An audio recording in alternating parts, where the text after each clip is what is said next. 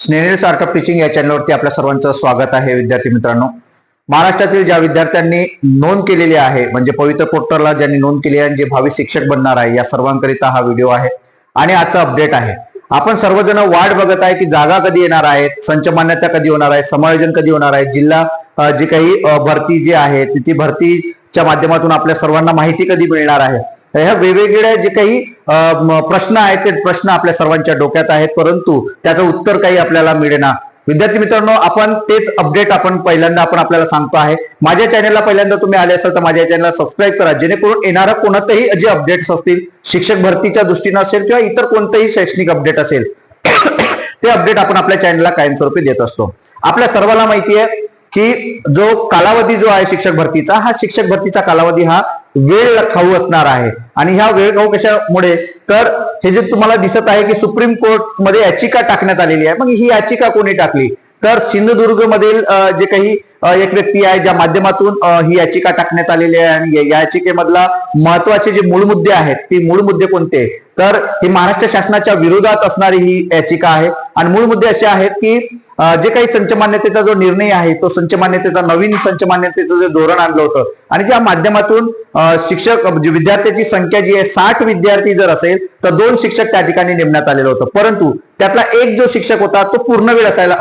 असावा असं त्या ठिकाणी म्हटलेलं होतं. आणि दुसरा जो आहे तो जो कंत्राटी असेल तरी चालेल. परंतु या विरोधात ती याचिका आहे की दोन्ही जर, कारण मुख्याध्यापक जर असेल तर त्याला शिक्षकाला विद्यार्थ्याकडे शिकवायचं की इतर जे काही काम असेल ते पाहायचं, अशा विविध जे काही माहिती असेल ती विविध माहिती या माध्यमातून त्या ठिकाणी याचिकाकर्त्यांनी त्या ठिकाणी मांडलेली आहे. आणि हे महत्वाचा मुद्दा असणार आहे की एक दोन्ही जे शिक्षक असणार आहेत ते दोन्ही शिक्षक कोणते असणार आहे, पूर्ण वेळच असायला पाहिजे असं त्या ठिकाणी म्हटलेलं आहे. म्हणून याचिका त्या ठिकाणी टाकलेली आहे.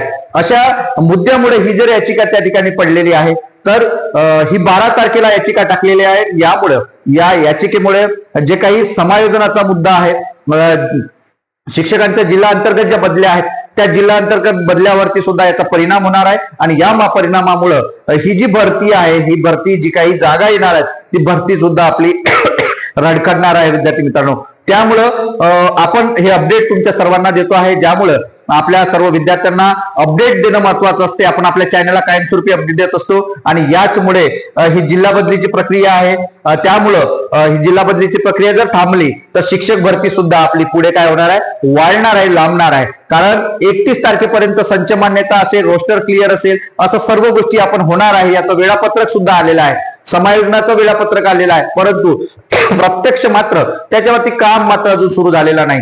त्यामुळं ही जी भरती जी आहे आपली, कोणती शिक्षक भरती, जिल्हा बदली जर लांबली तर आपली भरती नक्कीच लांबणार आहे. त्यासाठीचं हे अपडेट मी तुम्हाला सांगतोय, शिक्षक भरतीच्या संदर्भातील अपडेट आहे. आणि महत्वाचा मुद्दा कोणता आहे, तर सुप्रीम कोर्टामध्ये याचिका टाकण्यात आलेली आहे. आणि हे याचिकेचा निर्णय जर आपल्या बाजूने लागला तर नक्कीच जागा सुद्धा वाढू शकतात. विद्यार्थी मित्रांनो, त्यामुळं ही एक याचिका आपल्या दृष्टीनं चांगली पण आहे आणि वेळ जर लागला तर त्या दृष्टीनं तुमच्यासाठी सुद्धा अन्यायकारक सुद्धा असणार आहे. पण जागा जर वाढत असेल तर न्याय आपल्या सर्वांना नक्की मिळणार आहे, कारण आपल्याला जास्तीत जास्त जागा आपल्यापर्यंत येईल आणि आपण यावर्षी शिक्षण विभागात शिक्षक म्हणून रुजू होणार आहे. विद्यार्थी मित्रांनो, हेच आजचं अपडेट होतं. हे अपडेट आपल्याला कसं वाटलं हे नक्की कमेंट बॉक्समध्ये कळवा. आणि अशाच अपडेट करता माझ्या या चॅनलला मात्र सबस्क्राईब करा. डिस्क्रिप्शन बॉक्समध्ये असणारे जे काही लिंक्स आहेत त्या लिंकवरती जॉईन व्हा आणि मला प्रश्न विचारायचे असेल तर प्रश्न विचारा. नक्कीच आपल्या शंकांचं 100% निरसन होईल.